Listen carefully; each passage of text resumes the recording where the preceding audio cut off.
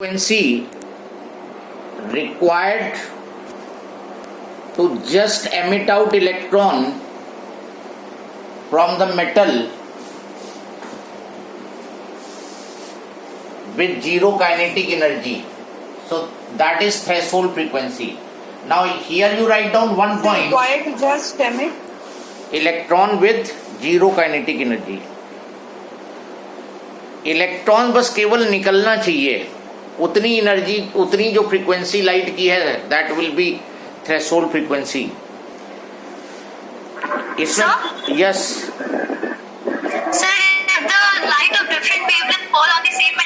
अभी तो हम फ्रीक्वेंसी की बात कर रहे हैं. नहीं, वर्क फंक्शन फ्रीक्वेंसी से नहीं चेंज होगा. किसी भी मेटल से जो इलेक्ट्रॉन निकालना है तो उसके लिए जो एनर्जी रिक्वायर्ड है, वर्क फंक्शन, वो मेटल के लिए फिक्स है.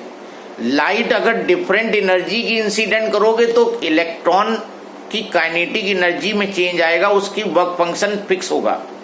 Work function will not be changing. जैसे तुम्हें किसी बॉडी को सर्टेन डिस्टेंस तक थ्रो करना है तो जो एनर्जी रिक्वायर्ड होगी उतनी डिस्टेंस थ्रो करने के लिए वो फिक्स होगी. अगर उससे कम एनर्जी दोगे तो वहां तक पहुंचेगी नहीं बॉडी, और उससे ज्यादा एनर्जी दोगे तो वहां पे पहुंच भी जाएगी और वहां पे उसके पास कुछ वेलोसिटी भी होगी आगे जाने की. लेकिन रिक्वायर्ड एनर्जी तो उतनी ही रिक्वायर्ड होगी. जैसे if you want to throw something from your position up to the door, जहां बैठे हो वहां से डोर तक किसी बॉल को तुम्हें फेंकना है तो मिनिमम एनर्जी मान लो 50 जूल चाहिए. तो 50 जूल एनर्जी दोगे से फेंकोगे तो वो डोर तक पहुंच जाएगी बॉल. 50 से कम दोगे तो डोर तक नहीं पहुंचेगी, और 50 जूल से ज्यादा एनर्जी दोगे तो डोर से बाहर भी निकल जाएगी और दूर चली जाएगी. लेकिन डोर तक पहुंचने की एनर्जी वो नहीं चेंज होगी. वो तो तुम्हारी, इसी तरह इलेक्ट्रॉन के निकलने की जो एनर्जी है वो मेटल पे डिपेंड करेगी. तुम कितनी इंसिडेंट करा रहे हो उससे उसका वर्क फंक्शन से कोई मतलब नहीं है. तो सर तापुर को अलाउ कर दीजिए. तापुर बाहर है क्या? हाँ सर. Okay, allowed. नाउ इसी तरह मिनिमम फ्रीक्वेंसी जो इलेक्ट्रॉन एमिट करेगी with zero kinetic energy, that will be known as threshold frequency. अब अगर मान लो लाइट जो तुमने इंसिडेंट कराई है उसकी फ्रीक्वेंसी थ्रेशोल्ड से कम है तो इलेक्ट्रॉन नहीं निकलेगा, और ज्यादा है तो इलेक्ट्रॉन निकलेगा. तो एक पॉइंट लिख लो. If frequency of light less than threshold frequency, that frequency less than threshold frequency, ये फ्रीक्वेंसी लाइट की है और ये थ्रेशोल्ड फ्रीक्वेंसी फिक्स होगी, less than threshold frequency, then electron emission will not take place. Electron emit होने के लिए light की फ्रीक्वेंसी को थ्रेशोल्ड के बराबर हो या फिर उससे ज्यादा होना चाहिए. और अगर थ्रेशोल्ड फ्रीक्वेंसी दी है, वर्क फंक्शन निकालना है, तो वही पीछे वाला फॉर्मूला लगा देना, pi is equal to h nu naught. Then threshold wavelength,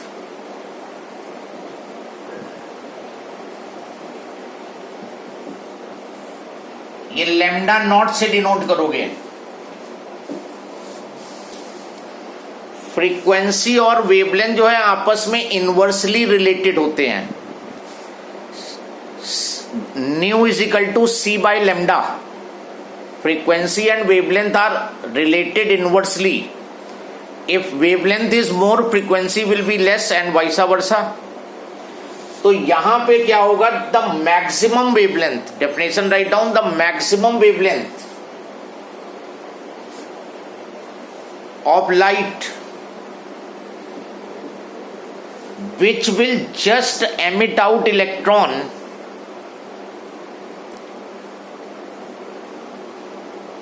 from the metal. With zero kinetic energy. Maximum wavelength जो इलेक्ट्रॉन एमिट करेगी और उससे ज्यादा अगर वेवलेंथ हुई तो इलेक्ट्रॉन एमिशन नहीं होगा। So here write down electron emission will take place only when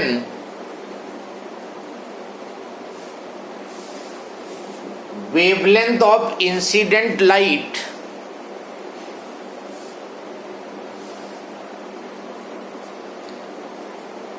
is less than Sir, only when wavelength of incident light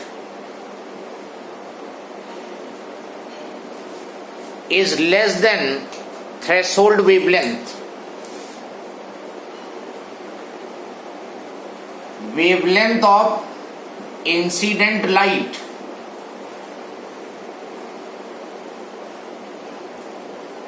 less than threshold wavelength.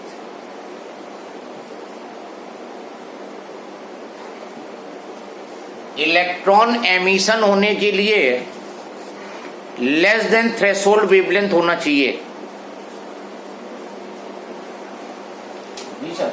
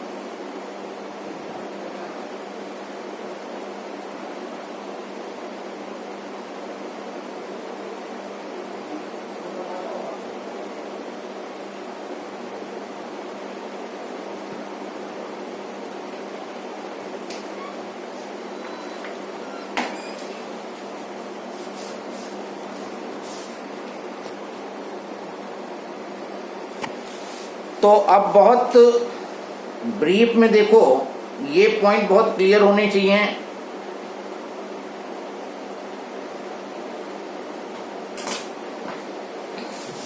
तीन सिचुएशन बता रहा हूं, ये बिल्कुल कंसेप्ट क्लियर, कोई प्रॉब्लम नहीं होगी फिर आगे। पहले थ्रेशोल्ड वेवलेंथ की बात करते हैं, ये थ्रेशोल्ड एनर्जी की वर्क फंक्शन। ये लाइट इंसिडेंट हुई और इसकी जो एनर्जी है वर्क फंक्शन से कम है। बताओ, तुम बताओगे क्या होगा। ये लाइट की जो एनर्जी है वर्क फंक्शन से कम है, whether the electron will emit out और not. Electron will not be emitted out, right. दूसरी लाइट इंसिडेंट कराई और इसकी एनर्जी वर्क फंक्शन के बराबर है, what will happen? it will emit with zero kinetic energy. Good. Electron emit out तो होगा लेकिन उसके पास काइनेटिक एनर्जी नहीं होगी। और फिर तीसरा हमने लाइट इंसिडेंट कराई जिसकी एनर्जी वर्क फंक्शन से ज्यादा है। वर्क फंक्शन से ज्यादा एनर्जी है तो इलेक्ट्रॉन निकलेगा, लेकिन जो उसकी ई एनर्जी में से फाई तो यूज होगी इलेक्ट्रॉन निकालने में, और जो बैलेंस बची वो उसको काइनेटिक एनर्जी के फॉर्म में मिलेगी। ये हुई सिचुएशन। कभी कभी क्या होता है कि एनर्जी वर्क फंक्शन से कम होती है और तुमसे कहता है कि बताओ कि इलेक्ट्रॉन की काइनेटिक एनर्जी क्या होगी। अब तुम कैलकुलेशन किए पड़े हो, वहां इलेक्ट्रॉन ही नहीं निकल रहा है। जब हम थ्रेशोल्ड फ्रीक्वेंसी की बात करते हैं, थ्रेशोल्ड फ्रीक्वेंसी के टर्म में, ये लाइट इंसिडेंट हुई, जो फ्रीक्वेंसी लाइट की है वो थ्रेशोल्ड से कम है, इलेक्ट्रॉन एमिशन नहीं होगा।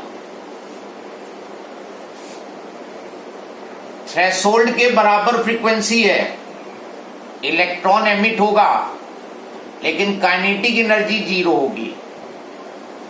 लाइट इंसिडेंट हुई, frequency greater than threshold frequency है, इलेक्ट्रॉन निकलेगा और काइनेटिक एनर्जी भी होगी।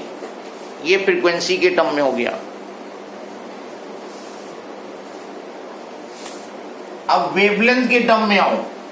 थ्रेशोल्ड वेवलेंथ लैम्डा नॉट है, लाइट इंसिडेंट हुई,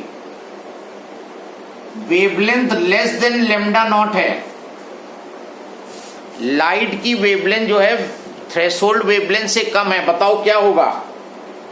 So electron will emit out with zero kinetic energy. Wavelength अगर थ्रेशोल्ड से कम है तो इसका मतलब एनर्जी ज्यादा है, इलेक्ट्रॉन एमिट होगा और उसके पास काइनेटिक एनर्जी भी होगी। वेवलेंथ में जस्ट अपोजिट चलना है। ये वेवलेंथ थ्रेशोल्ड वेवलेंथ के बराबर है, एमिशन होगा विद काइनेटिक एनर्जी 0, और ये जो लाइट इंसिडेंट हुई है इसकी वेवलेंथ थ्रेशोल्ड वेवलेंथ से ज्यादा है। अब यहां पे इलेक्ट्रॉन का एमिशन नहीं होगा। तो वेवलेंथ को थ्रेशोल्ड वेवलेंथ से कम होना चाहिए और फ्रीक्वेंसी और एनर्जी को थ्रेशोल्ड वैल्यू से ज्यादा होना चाहिए for emission of electrons. Photo electric effect take place.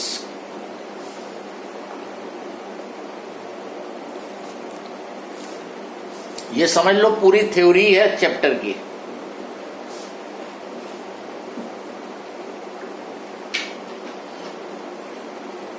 तो ये डेफिनेशंस भी अक्सर पूछ ली जाती हैं। देन नेक्स्ट हेडिंग डालो अब, Einstein's explanation for photo. Note कर लो।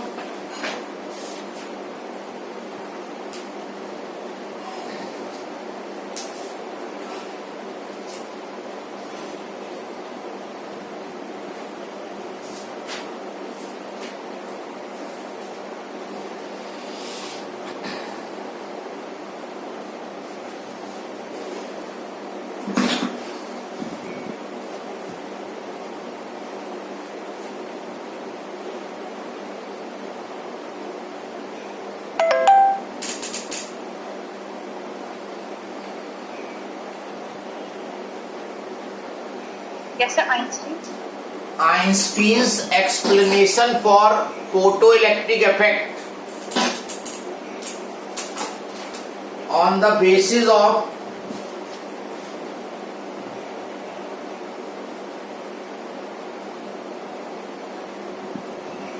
Planck's quantum theory.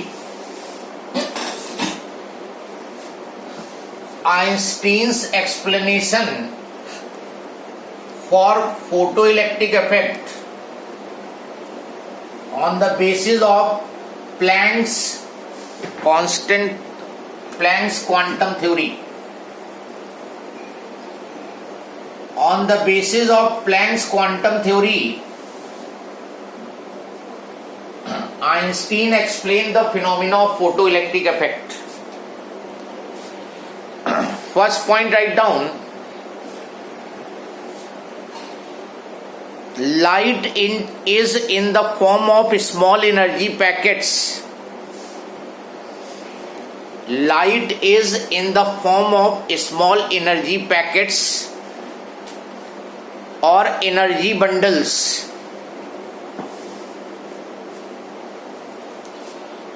Light is in the form of small energy packets or small energy bundles, and one such packet is known as one photon. One photon. The light which you are getting from the tube light, light which you are getting from the bulb, light which you are getting from sun, ये जो light है that is in the form of small energy packets. ये small energy packets होते हैं और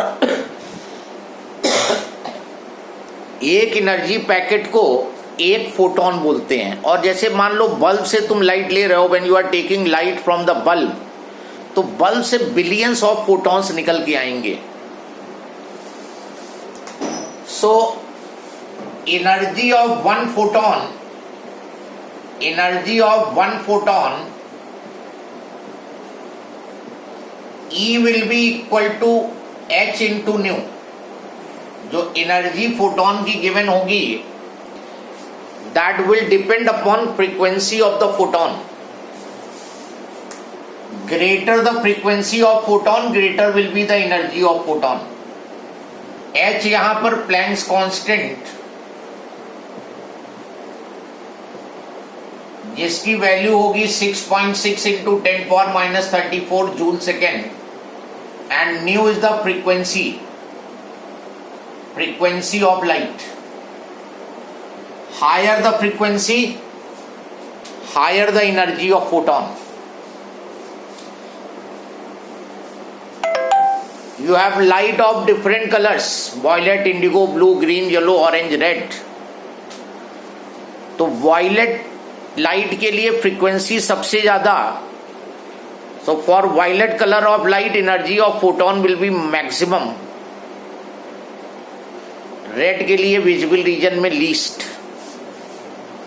violet colour light has photon of maximum energy among visible reason.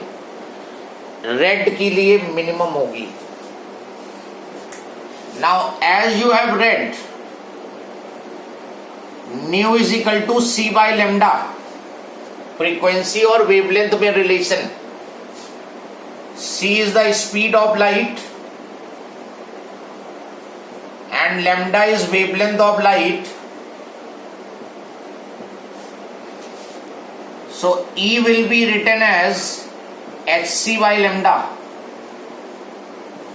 तो energy of one photon का ये भी फॉर्मूला यूज कर सकते हो. ये भी अगर क्वेश्चन में वेवलेंथ दी है, यूज दिस फॉर्मूला. क्वेश्चन में फ्रीक्वेंसी दी है, use this formula for finding the energy of photon. Directly using this formula, energy in joule, यहां भी एनर्जी इन जूल आएगी. And when you want you can convert it into electron volt.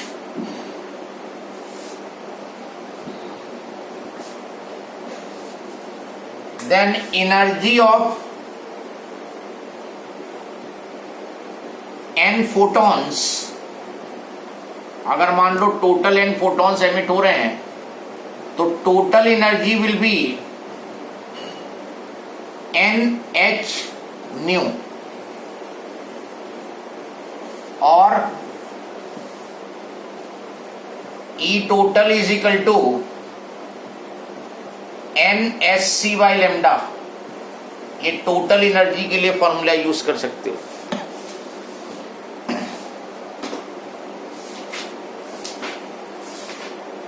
So the light which you are getting from any source, that will be coming in the form of small energy packets. छोटे छोटे packets होंगे energy के. एक packet को बोलेंगे one photon. The term now you will be use photon for that energy packet. And energy of one photon will be, if you know frequency you can find energy of photon, if you know wavelength you can find the energy of photon. And if in certain time n number of photons you are receiving, so total energy received will be given by this formula. Write down one question.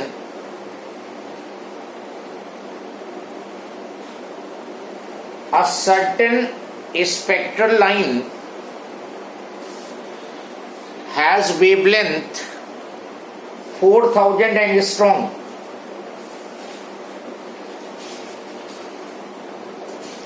Calculate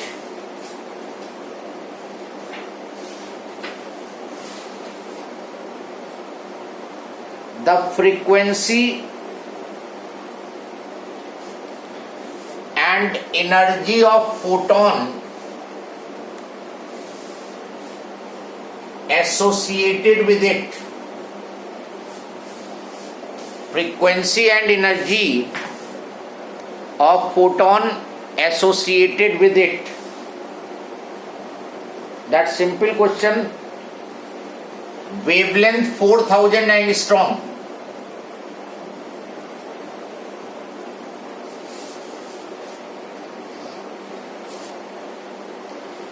frequency और energy निकालनी है.